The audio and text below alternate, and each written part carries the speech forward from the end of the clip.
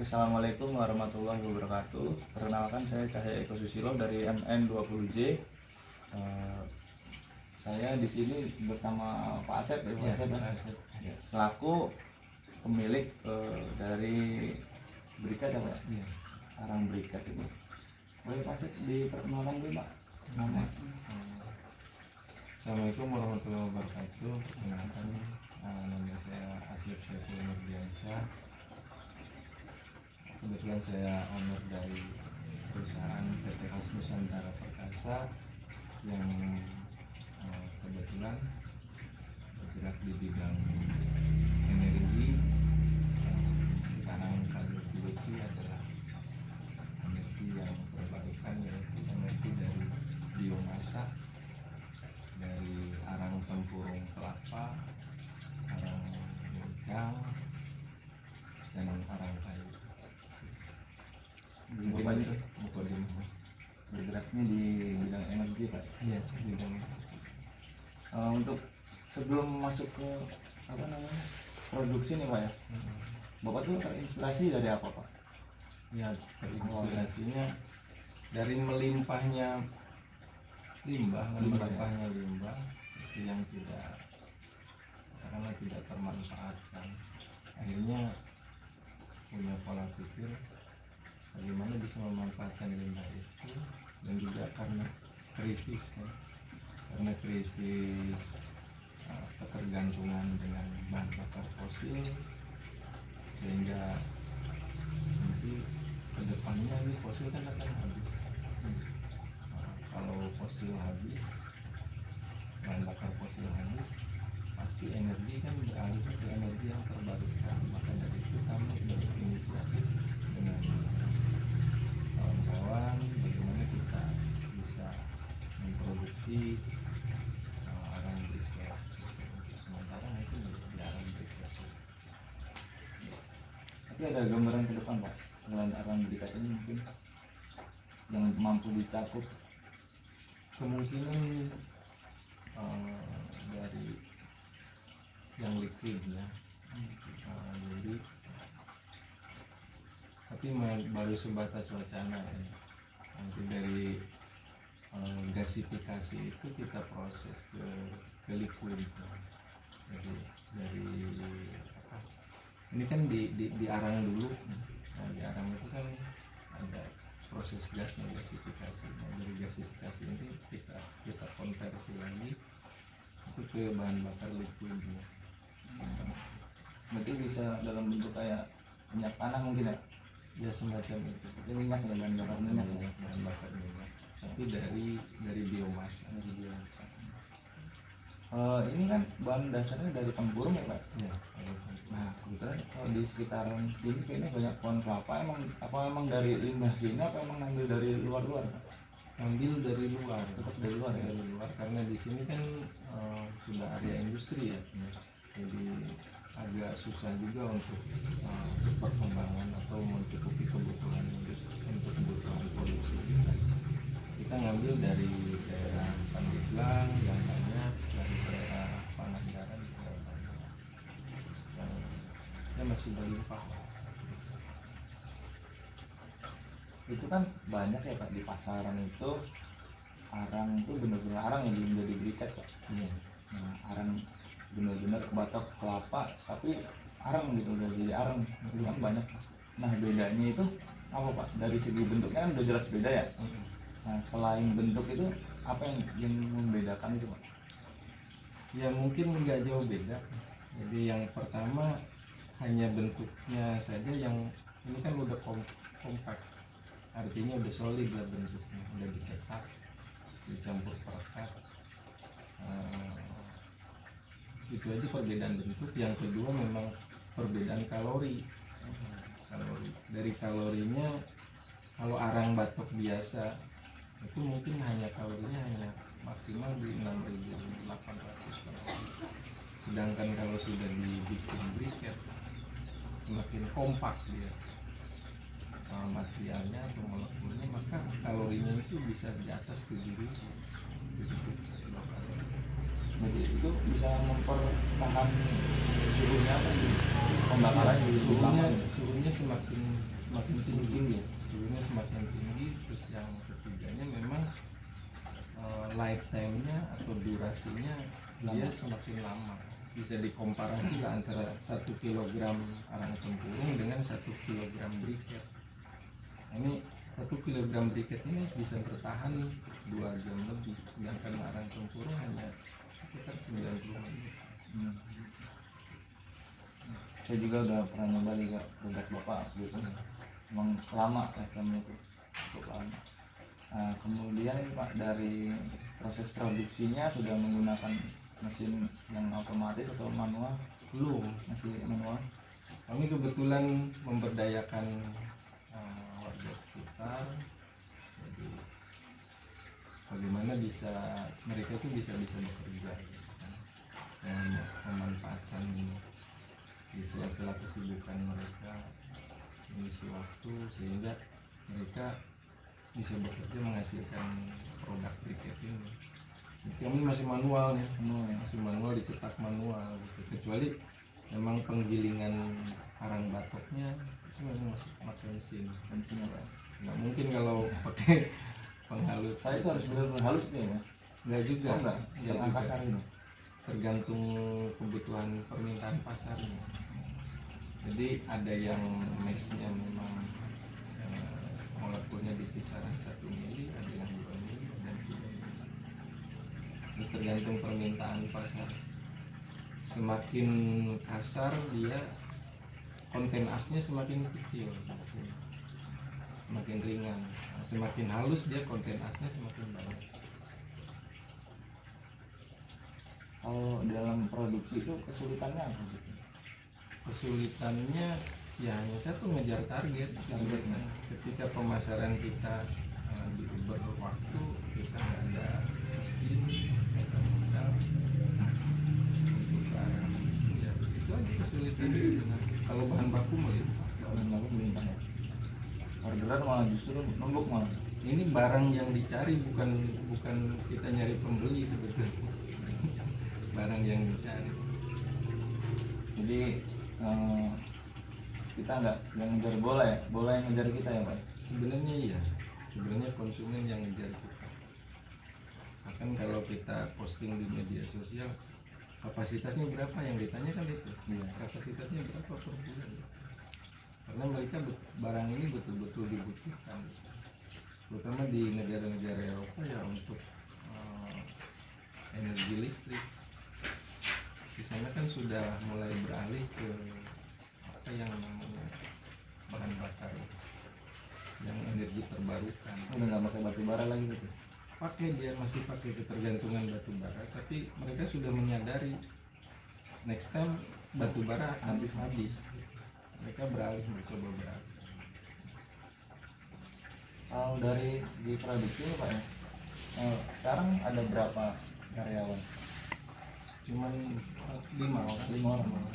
5 orang karyawan. Satu hari itu kira-kira hasil produksi berapa kilo Pak?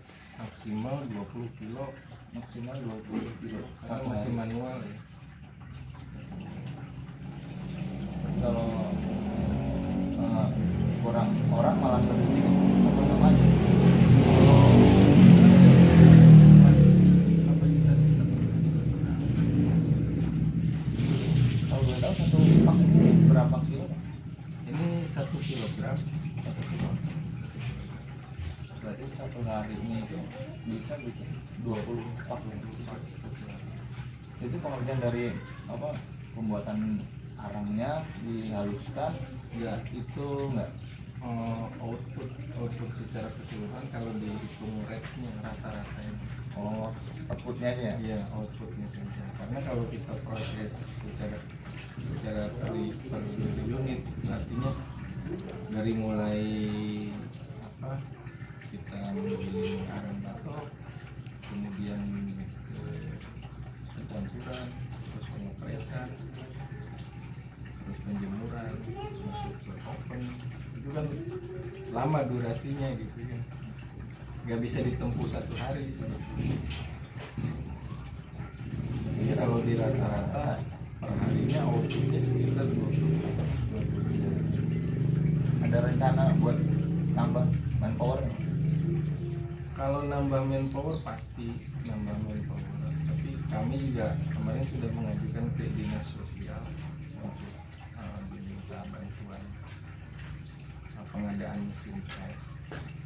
Nah, kalau sudah mesin tes datang mungkin dari dinas sosial berupa bantuan dari pemerintah, kami pasti nambah manpower. Justru sekarang tuh yang dibutuhin mesin ya, Bang? Mesin Buat yang paling dibutuhkan support mesin. banget ya. Iya. Karena mengandalkan tenaga manusia sama Keteteran itu neter ya, Pak ya. keteteran. Kalau boleh tahu Pak, harganya satu itu berapa? Satu. Bervariasi. Kalau ini yang kualitas biasa untuk lokal ya, ini untuk lokal kualitas biasa 10.000 per kilogram. Kalau untuk yang ini kualitas premium, kualitas ekspor,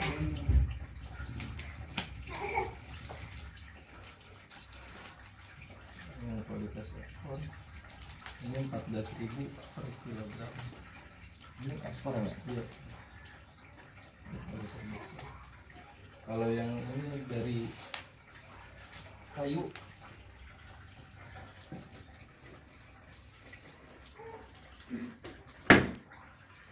ini dari kayu, belum dilabeli. Ini sama 1 kilo, Pak. 1 kilo.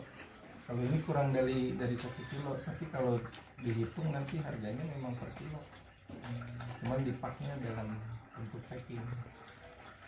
Ini berapa nih, Pak? Ini Kalau ini 12.000 ya. 12.000. Tapi kok jumlahnya banyak kan ini ya? Ini kan kayu ringan. Oh, kali itu lebih ringan. Ringan. Jadi kalau disamain dengan sama-sama 1 kilogram, Tapi beda-beda ya ukurannya, Pak. ini cuma 30 piece, ini 36. 36. Karena ini beratnya, masa jenisnya lebih berat.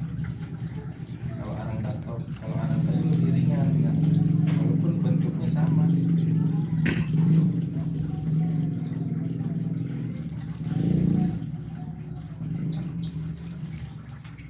Jadi selain untuk ekspor juga kita jual buat lokal juga. Mungkin saya cukup sekian aja, Pak ya. Mengenai arang ini produksinya seperti apa juga tadi sudah dijelaskan sama Bapak. Tujuannya saya kesini adalah untuk mengetahui industri kreatif yang ada di sekitar lingkungan kita. Nah, mungkin ini juga salah satu contoh industri kreatif ya, karena di dunia saat ini itu sudah cenderung menurunnya batu bara ya, Pak ya. Iya.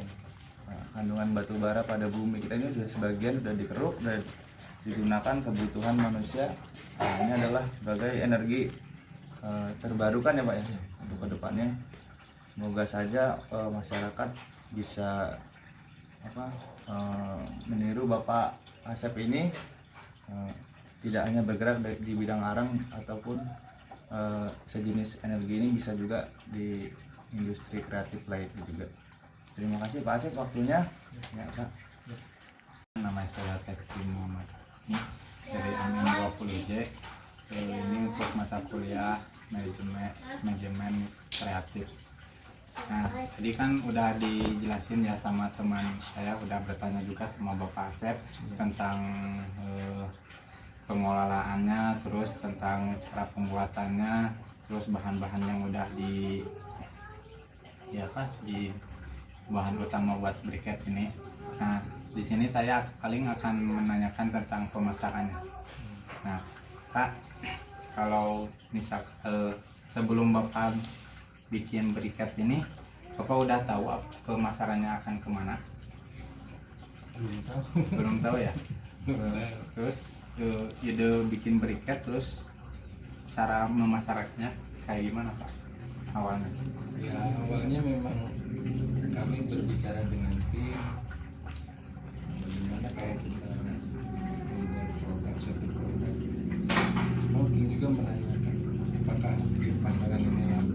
Tapi saya optimis kan barang yang akan kita produksi ini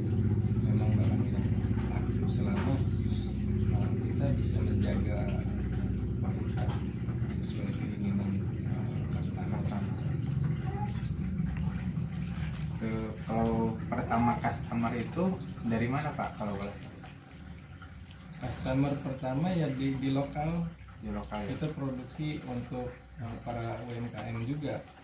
Jadi kami memperkenalkan kepada para penjual ayam bakar, kepada para penjual somai gitu kan, terus bubur yang sudah keliling, karena mereka tuh kami menangkap apa sih yang mereka keluhkan tentang arang yang biasa mereka pakai. Mereka tuh arang itu cenderung kalau tidak dikipas dia mati. Iya. Jadi capek juga dia katanya ngipas gitu. Harus itu lagi ya, harus ngebakar lagi, harus ngebakar lagi. awal lagi dari awal ya. Nah, sedangkan produk yang kami tawarkan ke mereka kalau sudah membara nggak usah dikipas gitu ya. Jadi keunggulan produk kami briket ini ketika sudah menyala nggak perlu dikupas dan juga nggak perih gitu, nggak berasap. Nah, mereka awalnya mungkin coba-coba tapi akhirnya ya setelah merasakan apa yang mereka coba ya mereka menjadi customer tetap kami, jadi repeat order terus. Berarti sekarang paling cuma ke UMKM aja ya pemasarannya? Sementara masih ke UMKM dan ini pesanan dari perusahaan. Yang ini untuk di Bogor nih perusahaan produksi kompor Agni. Kompor khusus briket sama pelet arang. Nah, mungkin mereka mau penjualan bundling. Ya, antara kan nggak mungkin mereka jual kompor tapi nggak bisa jamin bahan bakarnya seperti apa gitu kan. Makanya mereka join dengan kami hanya bisa memproduksi dalam satu bulan sekitar 5 kuintal gitu, hanya 5 kuintal itu enggak, sedangkan permintaan mereka itu 1 minggu 1,5 ton. Itu tuh sebenarnya kewalahan gitu. Berarti belum bisa tercapai ya permintaan customer. Nah, dari awal customer dari PT itu ke jalur buat ke bapaknya, misalkan bapak udah customer itu mengenal bapak itu dari mana Pak awalnya? Mereka dari rekan.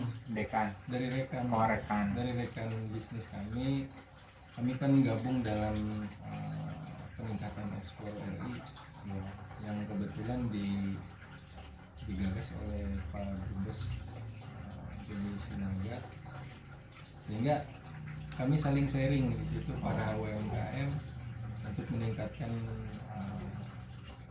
produk kita, bagaimana kita bisa walaupun UMKM itu bisa ekspor. Nah, dari situ banyak masukan, banyak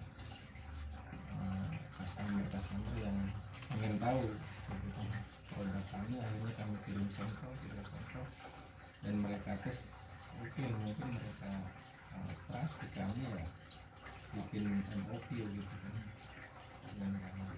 Jadi saling support enggak Pak kalau misalkan ada kayak yang di mana itu yang bikin briket itu yang di daerah Kerawang yang bikin briket sama kayak gini? Yang di Rawamerta. Iya, Rawamerta. Mungkin saling komunikasi enggak Pak sama itu? Misalkan Rawamerta itu kekurangan tapi ngambilnya di Bapak, enggak kayak gitu? Mereka sudah independen. Mereka sudah independen. Artinya mereka sudah perusahaan yang cukup mapan dan permintaan order dari mereka bisa saja, hanya saja kami belum siap untuk sesuai dengan apa yang mereka inginkan. Kami baru UMKM skalanya, artinya spek yang mereka inginkan itu bentuknya seperti ini nggak mungkin, karena ini produk manual dengan produk mesin itu berbeda. Kalau mesin itu biasanya yang kotak ya Pak kalau nggak salah itu? Ya, mesin kotak tapi tidak beraturan biasanya. Gitu. Kalau ini kan manual, dia lebih rapih, lebih beraturan. Kalau mesin kan keluar nih ditata gitu kan, dalam bentuk basah sudah ditata. Kalau ini kan setelah dipres nggak usah ditata lagi gitu. Artinya nggak banyak sentuhan. Ya, jadi dikeringkan kemudian masuk oven, sempurna gitu.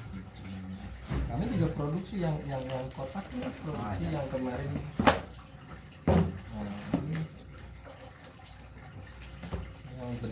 sisa. Oh, buat sisa ya. Kemarin ikut pameran UMKM untuk Karang Taruna. Oh, ada pamerannya juga pakai ini. Ya, Di mana itu? kemarin di Indo Alam Sari. Indo Alam Sari. Ya, rumah makan Indo Alam Sari. Berarti bisa dipasarkan di situ juga, jadi bisa dikenal juga ya Pak kalau ada pemasaran kayak gitu ya. Ya, mereka mau support semua.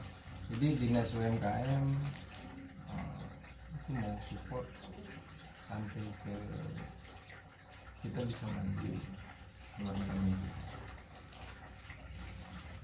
Terus selain Bogor, Bapak udah ngemasarin kemana aja luar daerah selain Bogor? Baru ke daerah Bekasi, Bekasi. baru ke daerah Bekasi sama Bandung. Bandung. Sama Bandung. Oh, Bandungnya di mana itu Pak? Kurang tahu saya Bandungnya di mana karena dia broker. Oh, Jadi dia ngambil barang ke kami, ngakunya memang untuk dipasarkan di Bandung. oh di Bandung. Berarti udah banyak ya Pak yang peminat briket ini, terus Bapak juga kekurangan apa? Support. Kekurangan modal, Kekurangan modal ya. terutama mesin ya. Iya, saya juga pernah lihat-lihat di YouTube yang susah itu bukan nyari buyer ya Pak atau penampung ini, tapi yang susah itu ya nyediain barang buat customer kayak gitu ya. Ya, menjamin kepastian ketersediaan barang itu yang Iya, yang susah. Jadi mereka mau saja sih beralih konversi gitu dari produk arang biasa ke arang briket. Tapi kira-kira jaminan ketersediaan briket ini ada nggak gitu? Iya. Bisa kontinuitas atau sustainable nggak gitu? Yang mereka takutkan ketika mereka beralih akhirnya di sini langka barang-barang yang seperti ini gitu kan. Itu akan menghambat proses produksi mereka juga.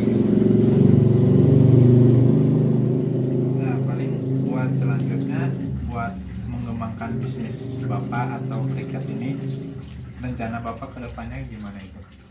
Atau mau ekspor atau Kalau ekspor memang kami sudah perizinannya ekspor. perizinan ekspor? Karena dengan tim itu ini nggak mungkin diserap di lokal gitu. Iya, benar-benar. Bisa saja di lokal, cuman ketika kapasitas kita cukup besar nggak mungkin di lokal, pasti diekspor. Makanya program kami ke depan ya kami ingin menjadi perusahaan yang ekspor nasional lah. Oke. Dan ekspor juga paling harganya itu lebih itu ya menjanjikan daripada di lokal ini ya Pak. Kalau di lokal kan paling mahal kayak ini kan 14.000 Iya. per kilogram. Kalau diekspor itu $1,5. $1,5 berarti sekitar 21.000 Udah 2 kali lipat ya. Iya. Ya mungkin dari saya cukup sekian pertanyaannya Pak. Terima kasih atas waktunya. Semoga bisnis Bapak ini kedepannya lebih lancar, terus bisa mencakup keinginan Bapak untuk ekspor atau ini. Saya cukup terima kasih Pak atas waktunya. Ya, terima kasih.